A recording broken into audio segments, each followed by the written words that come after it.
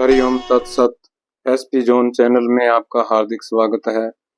प्रस्तुत है एक नैतिक कहानी, एक्सीडेंट।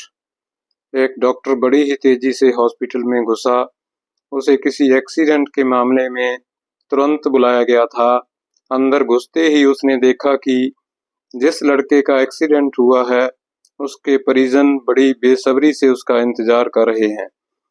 डॉक्टर को देखते ही लड़के का पिता बोला, आप लोग अपनी ड्यूटी ठीक से क्यों नहीं करते?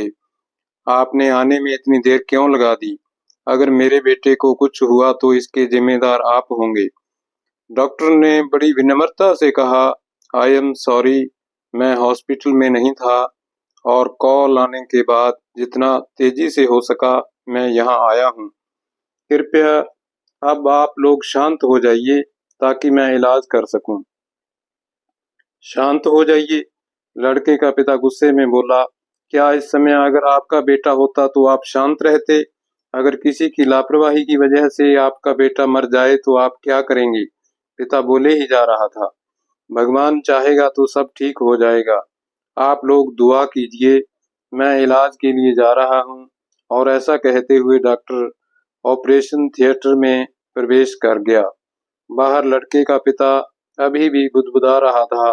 सलाह देना आसान होता है, जिस पर बीतती है वही जानता है। करीब 1.5 घंटे बाद डॉक्टर बाहर निकला और मुस्कुराते हुए बोला, भगवान का शुक्र है, आपका बेटा अब खतरे से बाहर है। यह सुनते ही लड़के के परिजन खुश हो गए और डॉक्टर से सवाल पर सवाल पूछने लगे।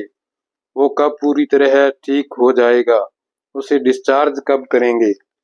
पर डॉक्टर जिस तेजी से आया था उसी तेजी से वापस जाने लगा और लोगों से अपने सवाल नर्स से पूछने को कहा।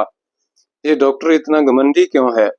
ऐसी क्या जल्दी है कि वो 2 मिनट हमारे सवालों का जवाब नहीं दे सकता? लड़के के पिता ने नर्स से कहा।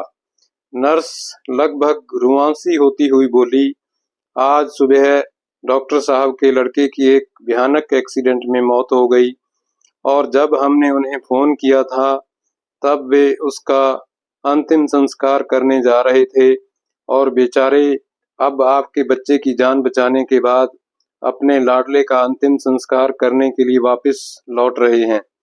यह सुन लड़के के परिजन और पिता स्तब्ध रह गए और उन्हें अपनी गलती का एहसास हो गया।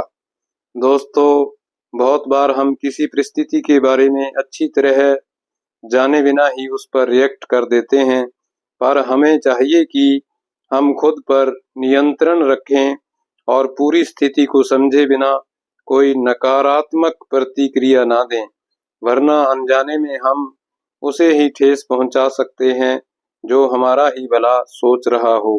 Thank you.